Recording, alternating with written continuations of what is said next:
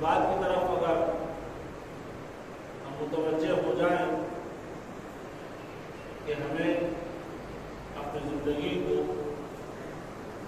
تقوی الہی کے تحت بسر کرنا ہے، تو پھر وہ تقوی تمہارے لیے عبادت بن جائے۔ تقوی ایک طریقے کا حیا ہے، تقوی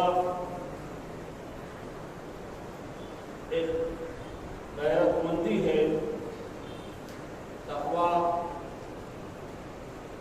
ایک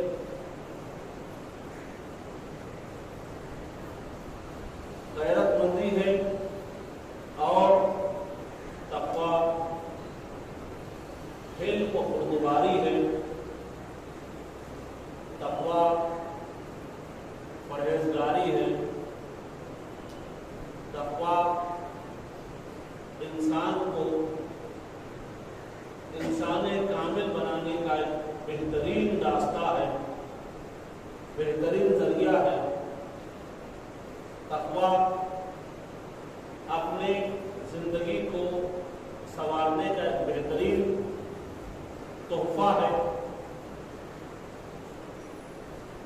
اس تقوی کو اگر ہم اپنا لیں تو پھر وہ مسلمان مومن ہو جائے، اور اس تقوی کے ذریعے سے انسان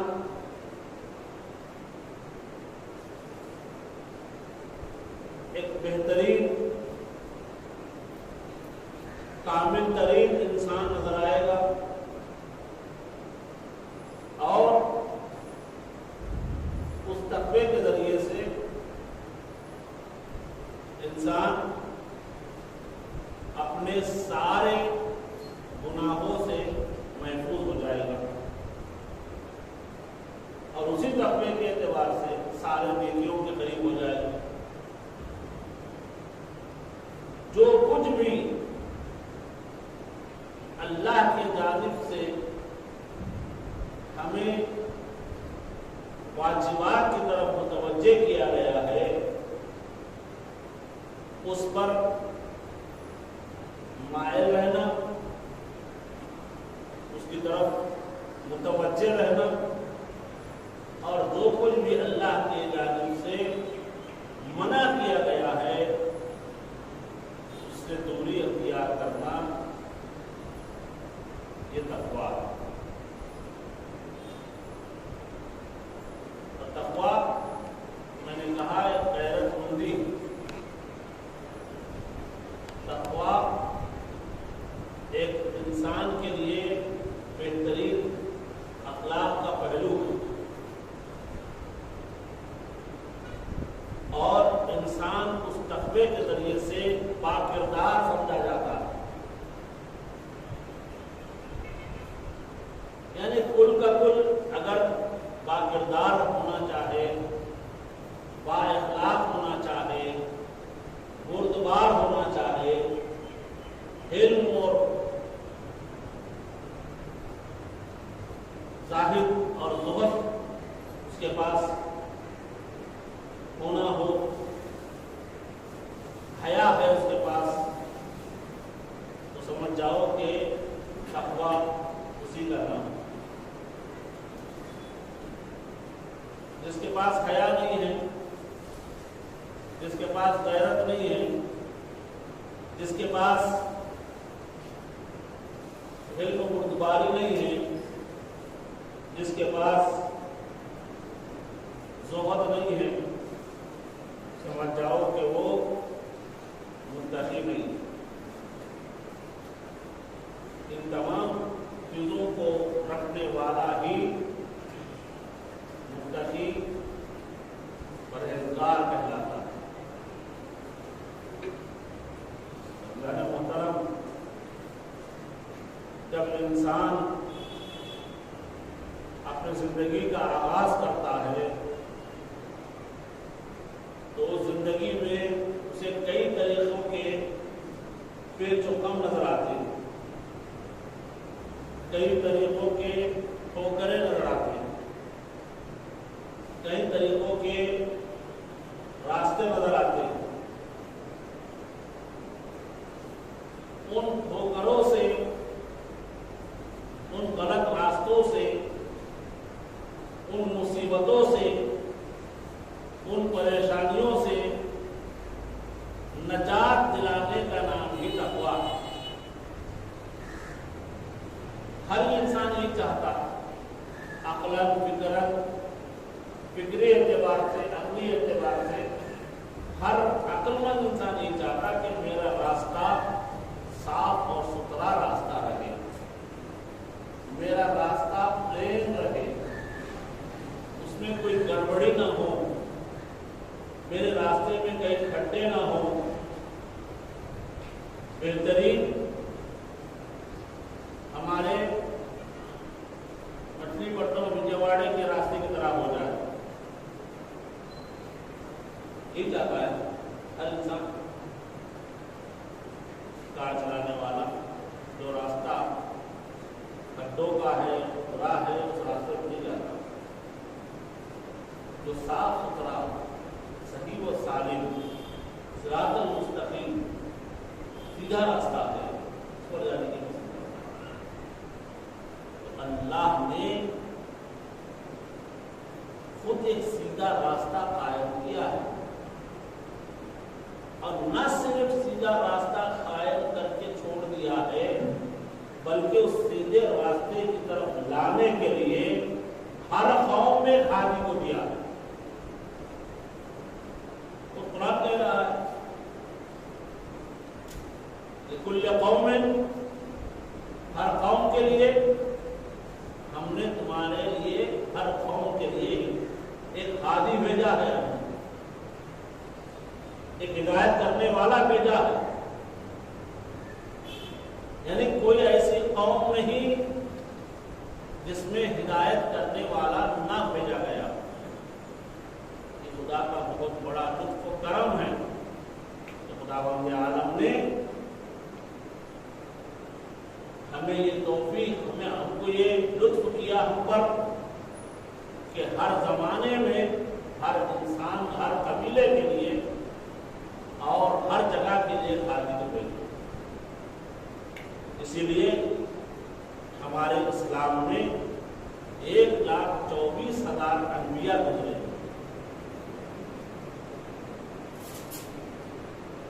جب یہ انبیاء اللہ کی جانب سے آ کر صراط المستقیم کا راہ دکھا رہے تھے، ایک نہیں، دو نہیں، بلکہ 1,24,000 انبیاء، ہر قوم میں ایک نبی، ہر قوم میں ایک ہادی، ہر قوم کے لیے ایک امام، ایک راستہ دکھانے والا بھیجا. اور انہوں نے اپنے کام میں کبھی خیانت نہیں کی. ہر نبی نے بہتر سے بہتر طریقے سے لوگوں کو ہدایت کی اور راستے پر لانے کی کوشش کی. لیکن آج اگر آپ اس دور حاضر کو نظر میں رکھ کر دیکھیں کہ اتنے انبیاء آنے کے باوجود، اتنے انبیاء راستہ دکھانے کے باوجود، کثرت سے زیادہ لوگ، کثیر تعداد میں کون لوگ ہیں؟ نیک لوگ زیادہ ہے یا برے لوگ زیادہ ہے؟ عبادت گزار زیادہ ہے یا بے عبادت گزار زیادہ ہے؟ اچھے زیادہ ہے یا کمینے زیادہ ہے؟ آپ سنسس قریب، آپ کے ہر ایک کے زبان سے یہی نکلے گا کہ نہیں، برے زیادہ، اچھے کم ہیں. یہ اچھے کم کیوں ہو گئے اور برے زیادہ کیوں ہو گئے؟ کیا ان بروں کو یہ ہدایت نہیں پہنچی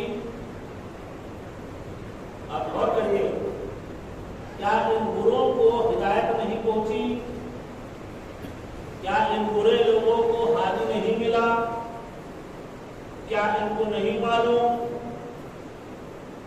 عزیزان محترم، اللہ نے ہاتھیوں کو بھیجنا اور اس بھیجنے پر بھی اگر نہ بھی بھیجتا، غور کریں اس بات، اللہ تبارک و تعالیٰ انسانوں کے ہدایت کے لیے اگر کسی ہادی اور نبی اور پیغمبر کو نہ بھی بھیجتا تو خداوند عالم نے خود انسان کے فطرت میں وہ اچھائیاں، وہ نیکیاں، وہ چیزیں رکھ دی ہے کہ خود انسان کامل، انسان باعقل، انسان بافہم، انسان جو ہے سمجھنے والا، انسان اپنے عقل کو سمجھنے والا باعقل آدمی تمیز کر سکتا ہے،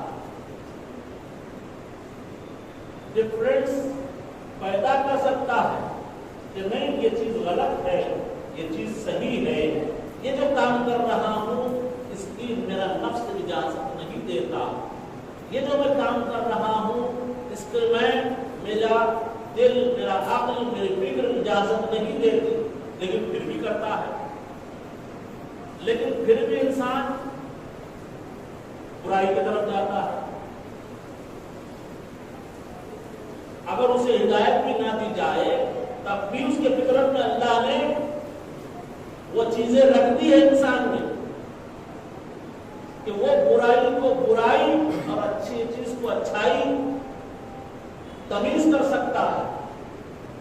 اس کے علاوہ بھی پروردگار عالم نے ہادیوں کو بھیج کر اس فطرتی عادتوں کو مضبوط کر دیا۔ یہ ہو سکتا ہے کہ میرا فکر یہ اس طرح سے کہہ رہا ہو، لیکن جب کسی خیال کو کوئی معتبر شخص آ کر اسے سرٹیفکیٹ کرتا ہے، اسے سند پیش کرتا ہے کہ نہیں آپ جو کام کر رہے ہیں وہ کام بہتر ہے، تو اس کام میں یقین پیدا ہو جاتا ہے، اس عمل میں یقین پیدا ہو جاتا ہے اور اس عمل کو سچا عمل قرار دیتا ہے۔ تو انسان کے فطرت میں اللہ تبارک و تعالیٰ نے نیکیوں کو رکھنے کے باوجود بھی بدیوں کو برا، نیکیوں کو اچھا کہنے کا وہ اس کے اندر ودیت کر کے رکھا ہے۔ اس کو رکھنے کے باوجود بھی ہادیوں کو بھیج کر پروردگار عالم نے اس کے فطرت کو اور مضبوط کر دیا، اس کے فطرت کو اور مضبوط کر دیا پروردگار عالم نے کہ نہیں، جو تمہاری فطرت کہہ رہی ہے اسی کی تصدیق ہمارا رسول کرے گا، ہمارا نبی کرے گا، ہمارا پیغمبر کرے گا۔ جب پیغمبر اور ہمارا نبی، ہمارا رسول ہمارے فطرت کے اعتبار سے اچھائی اور برائی کی تمیز کرتے ہوئے ہم جب آگے بڑھتے ہیں اور ہمارا رسول سے تصدیق کر رہا ہے تو وہ اچھا عمل ہے، تو پھر اتنا کرنے کے باوجود بھی انسان برا کیوں ہے؟ برے انسان زیادہ کیوں ہے؟ بے نمازی زیادہ کیوں ہے؟ نمازی کم کیوں ہے؟ برے کام کرنے والے زیادہ کیوں ہیں؟ اچھے کام کرنے والے کم کیوں ہیں؟ آپ ذرا سوچیے کیا ہو رہا ہے؟ کیوں یہ اچھائی کو اچھائی سمجھ، برا سے برا بھی آدمی، مثلا ایک شرابی آدمی کو آپ جا کر انٹرویو کیجیے، کوئی شرابی ہوتا ہے، اسے جا کر انٹرویو کیجیے کہ آپ جو شراب پی رہے ہیں کیا یہ اچھا عمل ہے؟ تو خود عقلی اعتبار سے جواب دے گا کہ نہیں یہ تو عمل اچھا نہیں ہے۔ چور سے جا کر آپ پوچھئے کہ بھائی یہ بتا، عقلی اعتبار سے دل پہ ہاتھ رکھ کے بتا کہ تو جو چوری کر رہا ہے کیا یہ اچھا عمل ہے؟ چور بھی کہے گا کہ نہیں یہ اچھا عمل ہے۔ جوا کھیلنے والے کو اگر جا کر زنا کرنے والے کو اگر جا کر سوال کرے کہ بھائی تو زنا کر رہا ہے یہ اچھا عمل ہے، فطری اعتبار سے کہے گا کہ یہ اچھا عمل نہیں ہے۔ جوا کھیلنے والے سے جا کر سوال کرے کہ بھائی تو جوا تو کھیل رہا ہے، یہ اچھا عمل ہے، وہ بھی اپنے عقلی اعتبار سے، انسانی فطرتی اعتبار سے کہے گا کہ یہ اچھا عمل نہیں ہے۔ یہ ساری چیزیں برائی ہونے کے باوجود بھی عمل میں کیوں آ رہی ہے، اس پر غور کرنے کی ضرورت ہے۔ آج میں جو اشارہ کر رہا ہوں وہ اشارہ صرف اور صرف برائی کی طرف نہیں ہے، برائی تو برائی ہے ہی، بلکہ کچھ اعمال ہمارے اندر بھی ایسے ہیں کہ جو اچھا عمل انجام دینے کے باوجود بھی برے افعال کو انجام دیتے ہیں۔ مثلا اس بات پر متوجہ رہیے، اس لیے کہ آج کا جو دور صرف دکھاوٹ کا دور ہے۔ آپ کو جو دکھائی دے رہا ہے وہ سمجھ رہے وہی دین ہے، ریاکاری کا دین، جس میں صرف دکھاوا ہی دکھاوا ہے۔ آپ غور کریے، مثلا ایک بہترین آدمی 5 وقت کی نماز پڑھ رہا، بہترین داڑھی چھوڑا ہوا، نماز کا بہترین گھنٹہ، اور نمازوں پہ نمازیں پڑھتا چلا جاتا، آپ اس کو دیکھ کر کیا کہیں گے؟ آپ اس کو دیکھ کر کہیں گے کہ بھائی بڑا متقی آدمی ہے، بھائی بڑا پرہیزگار لگ رہا ہے، بڑا مومن نظر آ رہا ہے، بڑا بہترین انسان دکھ رہا ہے۔ بہترین انسان اگر عبادت میں مشغول ہے لیکن وہ معاملات میں گڑبڑ ہے، معاملات میں گڑبڑ کا مطلب کسی کا پیسہ کھایا ہوا ہے، کسی کی زمین ہڑپ کیا ہوا ہے، اور آئے دن جھوٹ بولتا ہے، اور معاملات پیسہ لیتا ہے واپس کرتا نہیں ہے، کچھ بھی کر کے عیب غیب کر کے لوگوں کو بیوقوف بناتا ہے۔ تو کیا یہ اسلام ہے؟ کیا یہ مومن ہے؟ کیا یہ عبادت گزار ہے؟ کیا یہ نمازی ہے؟ کیا یہ واقعی اللہ والا ہے؟ یاد رکھیے میرے عزیز و دوستو، اللہ تبارک و تعالیٰ قرآن میں جا کر آپ ڈھونڈ لیجئے، قرآن میں جا کر تلاش کر لیجئے، قرآن میں جا کر آپ غور و فکر کریے، کہیں پر بھی اللہ نمازوں کو، روزوں کو چھوڑنے پر عذاب نازل نہیں کیا ہے۔ جو عذاب کے واقعات ہیں قرآن مجید میں، اس کے علل، اس کے سبب، اس کے ریزنز، کیوں عذاب نازل کیا ہے؟ کہ بے نمازی تھے؟ نہیں، آپ کو نظر نہیں آئے گا کہ بے نمازی تھے اللہ نے عذاب نازل کر دیا؟ نہیں۔ روزہ نہیں رکھتے تھے اللہ نے عذاب نازل کر دیا؟ نہیں۔ حج نہیں کرتے تھے، مفت نہیں دیتے تھے، جہاد نہیں کرتے تھے، امر بالمعروف نہیں کرتے تھے، اس پر اللہ نے عذاب نازل نہیں کیا۔ عذاب کہاں کہاں پہ نازل ہوا ہے یہ دیکھیے، قرآن میں جب بھی عذاب نازل ہوا ہے وہ معاملات کے اعتبار سے، یعنی معاملات کا مطلب ایک انسان دوسرے انسان کے برتاؤ کے اعتبار سے۔ آج ہم سب یہ کہہ رہے ہیں کہ آپ بھی مومن ہے، میں بھی مومن ہوں، وہ بھی مومن ہے، وہ بھی عزادار ہے، یہ بھی عزادار ہے، لیکن جب بات آتی ہے اپنے اوپر آتی ہے تو جج بن جاتے ہیں، وکیل بن جاتے ہیں، اور دوسرے کے اوپر آتے تو جج بن جاتے ہیں۔ آپ اپنے طرف سے جو ہے فیصلہ کرنے لگتے ہیں، آپ اپنے طرف سے جو ہے پیغامات دینے لگتے ہیں۔ بھائی پہلے آپ دیکھیے کہ آپ کیا ہے، پہلے آپ اپنے اندر دیکھیے، آپ اپنے بھائی کے ساتھ کس طرح سے پیش آ رہے ہیں، آپ اپنے ماں باپ کے ساتھ کیا رویہ ہے، آپ کے خاندان والوں کے ساتھ کیسا جو ہے طور طریقہ ہے، آپ کے بھائی بہن اور آپ کے خاندان والوں کے ساتھ کیسا رویہ ہے، آپ کے وطن والوں کے ساتھ کیسا رویہ ہے، اس بات کو غور کریے. آپ اپنے خود اندر غور کریے کہ میں کتنے پانی میں ہوں، کتنا ایمان میں ہوں، کتنا مومن ہوں. آپسی معاملوں میں انصاف کے ساتھ کام کرنا، اسی پر اللہ کی رحمت نازل ہوتی ہے. میں نے اس سے پہلے بھی آپ کی خدمت میں عرض کیا تھا، 3 آدمی کھڑے ہو کر گفتگو کرتے ہیں ہمارے پاس، ایک آدمی چلا جاتا ہے تو اس آدمی کی ساری برائیاں دونوں مل کے کرتے ہیں. اب جب یہ دونوں کرتے رہتے ہیں تو تیسرا آ جاتا ہے اور ان دونوں میں سے ایک چلے جاتا ہے تو پھر یہ دونوں مل کر جو ہے اس کی برائی کرتے ہیں.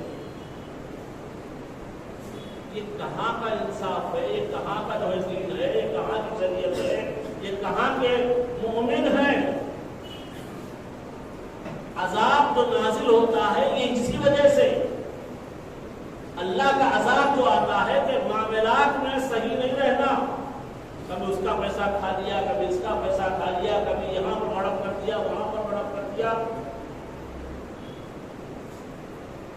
بغیر دعوتوں میں جا کر کھانا کھا لیا، بغیر جو ہے کسی اطلاع کے کسی کے مال میں جو ہے اپنا ہاتھ ڈال دیا. یہ معاملات جب گڑبڑ رہیں گے تو 1000 رکعت نماز پڑھو دن میں، 1 رکعت نماز کا بھی ثواب نہیں ملے گا. نماز اسی لیے ہے تاکہ آپ معاملات میں صحیح رہو. عبادت اسی لیے. اللہ کی بارگاہ میں دعا ہے کہ پروردگار ہم سب کو تقوی الہی اختیار کرنے کی توفیق عطا فرمائے. بسم اللہ الرحمن الرحیم. والعصر ان الانسان لفی خسر الا الذین آمنوا وعملوا الصالحات وتواصوا بالحق وتواصوا بالصبر.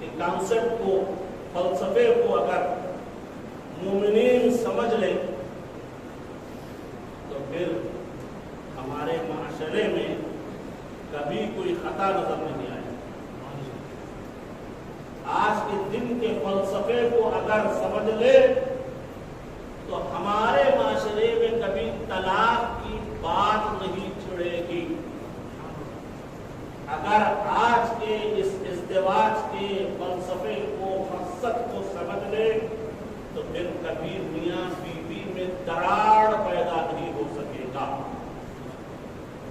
آج کے اس شادی کے، اس ازدواج کو ہمارے مومنین اپنا لے تو پھر خاندانوں میں جدائی کبھی نظر نہیں آئے۔ یہ شادی کوئی معمولی شادی نہیں ہے۔ مرج البحرین یلتقیان، دو سمندر مل کے اللہ نے اس شادی کو، اس روزے عقد فاطمہ الزہرا کو مرج البحرین کہا، دو سمندر۔ کون کون سے دو سمندر؟ ایک عصمت کا سمندر، ایک ولایت کا سمندر۔ جب ولایت اور عصمت مل جاتے ہیں تو اس سمندر کے وسیلے سے جو بھی موتیاں نکلتے ہیں ان کو لولو اور مرجان کہتے ہیں۔ عزیزان محترم، یہ جو شادی ہے نا، یہ ایک مومنین کے لیے نعمت عظیم ہے اگر اس چیز کو سمجھ جائے۔ اور پروردگار عالم اس کو بھی سہارا دے کر کہہ رہا ہے کہ فَبِأَيِّ آلَاءِ رَبِّكُمَا تُكَذِّبَانِ، کن کن نعمتوں کو آپ جھٹلاؤ گے؟ یعنی علی اور فاطمہ کی شادی بھی کائنات کے لیے ایک نعمت ہے۔ اس نعمت کو سمجھنا ہماری ذمہ داری ہے۔ ہم، میرے پاس وقت نہیں ہے ورنہ کافی باتیں ہمارے سامنے ہے جو اس معاملے میں روشنی ڈالنے کی ضرورت ہے۔ اس وقت کا جو دور ہمارے نگاہوں کے سامنے چل رہا ہے وہ اس شادی سے کوسوں دور ہے، اس فلسفے عقد فاطمہ زہرا سے کافی دور ہے۔ نہ ہمارے شادیوں میں ولایت پائی جاتی ہے، نہ ہماری عورتوں میں عصمت پائی جاتی ہے۔ اگر عورتوں میں عصمت پائی جاتی ہو اور ہمارے شادیوں میں ولایت پائی جاتی ہو تو جس طرح سے ہماری شادیاں آج ہو رہی ہے اس طرح سے نہیں ہوتی۔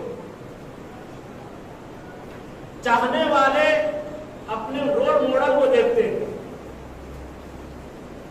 ہمارے لیے رول ماڈل، ہم کہتے ہیں کہ ہمارا علی ہے، ہماری ماں بہنیں، ہماری بیٹیاں یہ کہتی ہیں کہ ہم کنیزان زہرا ہے، ہمارے نوجوان یہ کہتے ہوئے نظر آتے ہیں کہ ہم غلامان علی ہیں۔ لیکن کیا فائدہ اس زبان سے کہنے کا جس میں عمل نہ ہو؟ صرف اپنے زبان سے غلامان علی کہہ لینا کافی نہیں ہے، اپنے زبان سے کنیزان زہرا کہہ لینا کافی نہیں ہے۔ عمل سے دکھاؤ کہ کنیزان زہرا کیسی ہوتی ہیں، عمل سے بتاؤ کہ غلامان علی کیسے ہوتے ہیں، حقیقی عزادار حسین کیسے ہوتے ہیں، حقیقی محبت اور مودت کرنے والے کیسے ہوتے ہیں۔ مودت اور محبت کرنے والے اپنے رول ماڈل کو دیکھتے ہیں کہ میرا رول ماڈل کس طرح سے شادی کیا ہے، اس طرح سے شادی کرنے کی کوشش کرتے ہیں۔ اور ہم کس طرح سے شادی کر رہے ہیں، ہم کس کے سیرت پر چل رہے ہیں، ذرا غور کریے۔ ہم کس راستے پر اپنے شادیوں کو انجام دے رہے ہیں، ہمارے نوجوان کس لالچ میں شادی کر رہے ہیں، ہمارے بھائی اپنے بیٹیوں کو اس لالچ میں شادی اپنے داماد کو ڈھونڈ رہے ہیں۔ آج معاشرے میں یہ سامنے آ چکا ہے، یہ تصدیق ہو چکا ہے معاشرے میں जिस निगाह से, जिस नीयत से, जिस इरादे से आप अपने दामाद को अपनाते हैं, अपने बहू को लेते हैं, वो उनकी जिंदगी में सामने नजर आता है। 4 दिन की जिंदगी होती है, फिर अंधेरी रात का जो है सन्नाटा छाने लगता है, फिर उस सूरज को गहन लगने लगता है, उस चांद को जो है गहन लगने लगता है, और चंद दिन के बाद मकसद जाहिर हो जाता है। मेरे पास जो केसेस मौजूद हैं, मेरे पास जो प्रॉब्लम्स लेकर आए हुए लोग, मैं जब देखता हूं तो आखिर में एक ही मुद्दा नजर आता है, वो है दुनियावी मुद्दा, वो है मादी मुद्दा। हाँ बिल्कुल होगा, क्योंकि नजरिया के ही तो थे। हमारी फिक्र जो जिस तरह से हम सोच के दिए थे अपनी बेटी को, वो उसी पर काम करेगा।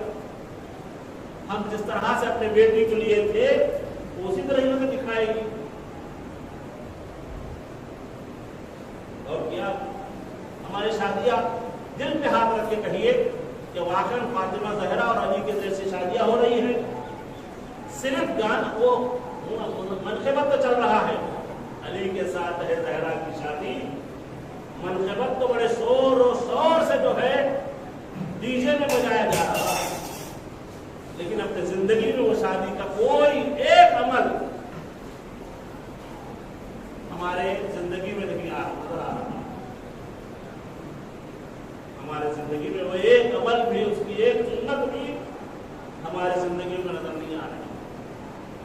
हमारे क्रिएट किए हुए सुन्नतें, हमारे क्रिएट किए हुए बिदअतें, हमारे बनाए हुए रस्म और रिवाज, उसकी इतनी अहमियत दी जाती है कि कभी ये गौर नहीं करते कि इस्लाम का हुक्म क्या है। कोई शादी का जो फर्द है, बाप हो या उसका भाई हो या उसका चचा हो या उसकी माँ हो या रस्म वाली बूढ़ियां हो, कभी भी ये बात का सवाल नहीं करेंगे कि शरीयत का हुक्म क्या है। सवाल होता है ये रस्म क्यों नहीं किया गया, इस रस्म को अमल में क्यों नहीं लाया गया। अगर रस्म छूट गया तो कयामत खड़ी हो जाती है। शरीयत कुछ भी चले हो जाए, शरीयत का कोई अमल तुम्हारे शादी में नजर ना आए, बस एक सुन्नत जो हम अदा करते हैं वो है अक़्द का सिगा। उससे पहले उससे बाद के जो आमाल को आप सुन्नतों को देख लीजिए, रस्मों को देख लीजिए, कोई शरीयत से मेल खाता है, कोई अक़्द फातिमा ज़हरा से कोई मेल खाता है, कोई मेल जोल है। अली और फातिमा की शादी का कोई रस्म है यहाँ पर, अली और फातिमा की शादी का कोई नमूना हमारे शादियों में नजर आता है। और करिए तो हम कहाँ जा रहे हैं, हम किस चीज की तरफ मुतवज्जे हो रहे हैं। हमारे अंदर जो सराहत कर चुकी हुई रस्में हैं वो किसके बनाए हुए हैं। कोई शरीयत का सवाल करने वाला सामने नजर नहीं आता। उस माँ ने कहा ये अमल करना है, वो अमल करो। वो बुढ़िया ने कहा ये रस्म करना है, ये रस्म करो। फुला ने कहा ये रस्म करना है, ये रस्म करो। उसको फूल का हार पहनाओ, उसको शाल पहनाओ, उसको फुला करो, उसको मेहंदी लगाओ, उसको हल्दी लगाओ, उसको साचक लगाओ। यही बातों में जो है पूरी शादी खत्म हो जाती है।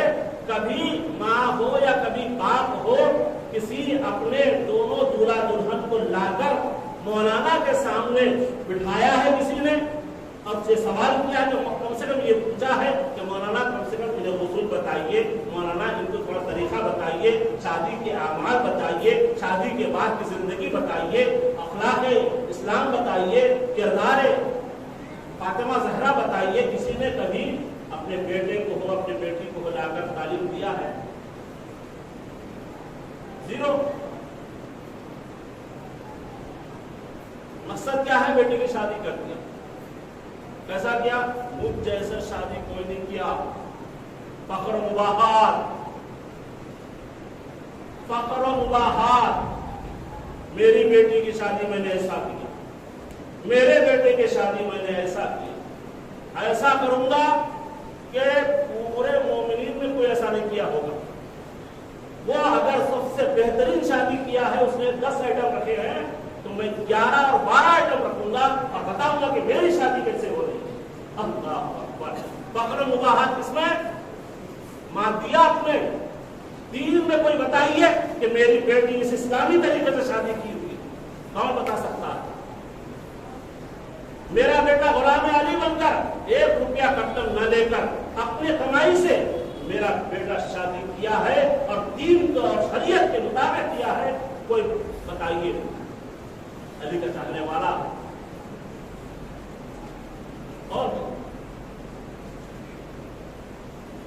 सिर्फ रात भर जगकर मन खातों पे मन खातों से पढ़कर जश्न कर लेकर वाह वाह सुभान अल्लाह नाराए हैदरी मार लेकर अपनी जिंदगी को उसी तरह से बसर करना, ये अहले बैत की ख्वाहिश नहीं है।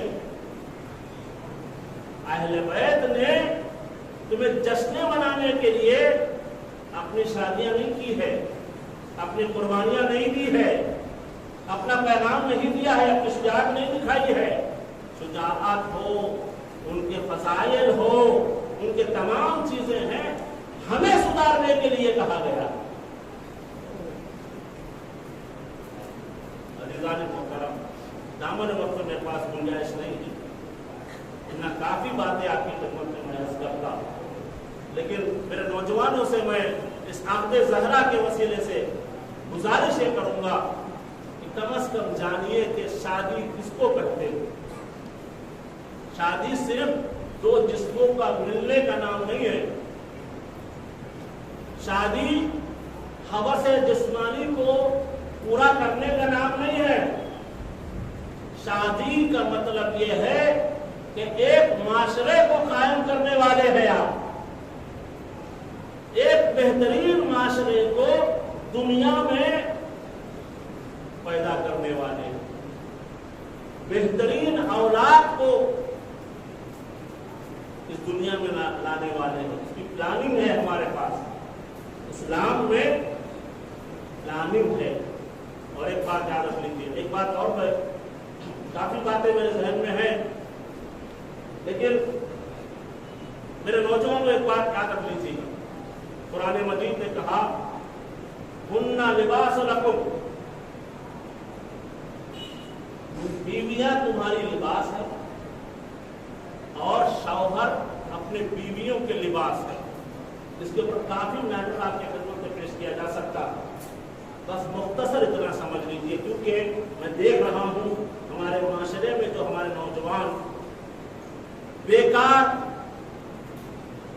और बेवक्त अपनी जिंदगी को बर्बाद कर रहे हैं और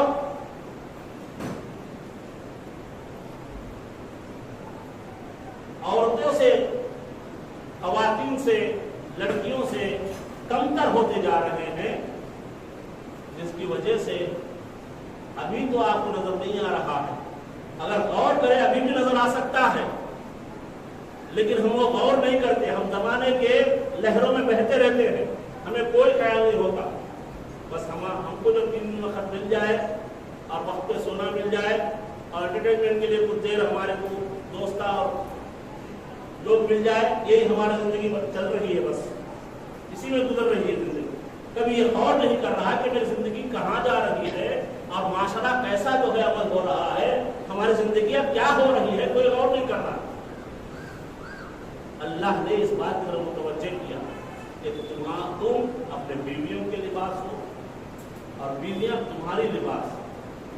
लिबास यानी तुम्हारे ऐबों को छुपाने के लिए। मेरे दोस्तों, जिनकी शादियां हुई है वो गौर करें कभी भी अपने बीवी के ऐबों को अपने माँ बाप के सामने भी बयान मत करो। ये बहुत बड़ा प्रॉब्लम होता जा रहा है कि माँ बाप की इताअत करना है। इसका मतलब ये नहीं कि तुम बेडरूम की बातें में जाकर अपने माँ को बताओ, बाप को बताओ। अपने पर्सनल लाइफ के जो है मियाँ बीवी के दरमियान के लाइफ की बातें जो जाकर अपने वालिदैन को बताओ कि मैं इताअत करने वाला हूँ माँ बाप का। नहीं, ऐसी इताअत नहीं चाहिए। कम से कम अल्लाह ने तुम्हें अक़ल दिया है कि कौन सी बातें अपने माँ बाप को बतानी है, कौन सी बातें माशरे को बतानी है, कौन सी बातें अपने दरमियान में रखना है। इतना तो अक़ल दिया है। अपने ऐबों को, अपनी बीवी के ऐबों को किसी के गैर के सामने, थर्ड पर्सन के सामने बयान होता है। और मेरे माँ बहनें अगर मेरी आवाज सुन रही है तो अपने शौहर के किसी एक ऐब को भी किसी थर्ड पर्सन के सामने बयान मत करो। ये तुम्हारा पर्सनल मामला है, पर्सनल लाइफ है तुम्हारी। जहां पर्सनल लाइफ में थर्ड पर्सन शामिल हो जाता है वहां पर दरार पैदा हो जाते हैं, कम्युनिकेशन गैप शुरू हो जाता है। एक दूसरी बात मेरे नौजवानों के लिए, लिबास का मतलब यह है कि अगर कोई खुला लिबास भी पहन ले, फुल जो है ढीला लिबास पहन ले, तो कौन देखने वाला कहता है बड़े भाई का कुर्ता पहन के आया क्या। अगर कोई टाइट भी छोटा लिबास पहन ले तो कहेगा भाई छोटे भाई का लिबास पहन के आया है। यानी इंसान एक ऐसा लिबास पहने जो उसके बॉडी के बराबर हो। लेकिन टेलर्स के पास क्या करते हैं, अपने बॉडी के एतबार से ड्रेस सिलाते हैं ताकि अच्छा दिखे। दिखने वाले को ड्रेस पहना तो खुशी मालूम हो, उसके ड्रेस से उसके बेहतरीन तरीके मालूम होते। लिबास से भी अच्छा लिबास हो, उसके बराबर का लिबास हो, उसके साइज का लिबास हो तो अच्छा लगता है। तो मेरे अजीजों, मेरे नौजवानों, बिलखुसूस इस बात की तरफ इसलिए मुतवज्जे कर रहा हूँ कि आज हमारी बेटियां, हमारी बहनें माशाल्लाह इल्म के मैदान में आगे बढ़ते चले जा रहे हैं। बच्चियां माशाल्लाह से पढ़ने में, लिखने में आगे बढ़ते चले जा रहे हैं, लेकिन उनका कफो नहीं मिल रहा है। यानी अच्छा लिबास से होने वाला लिबास नहीं नजर आ रहा है। कोई भी नहीं चाहेगा कि मेरा कफो हो। अगर मौलाए कायनात दुनिया में ना आते तो फातिमा के लिए कोई कफो ना होता।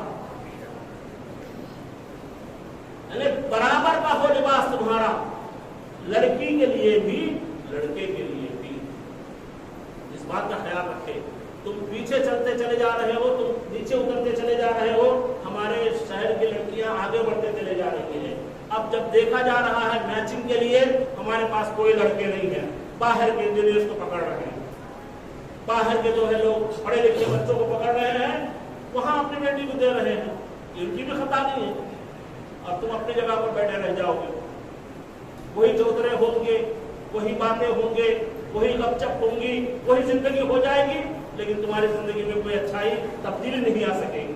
तब्दीली चाहते हो, अच्छाई चाहते हो, बुलंदी चाहते हो, अपने आप को भी बुलंद करो ताकि तुम्हारा लिबास जो आए तुम्हारे लेवल का आए।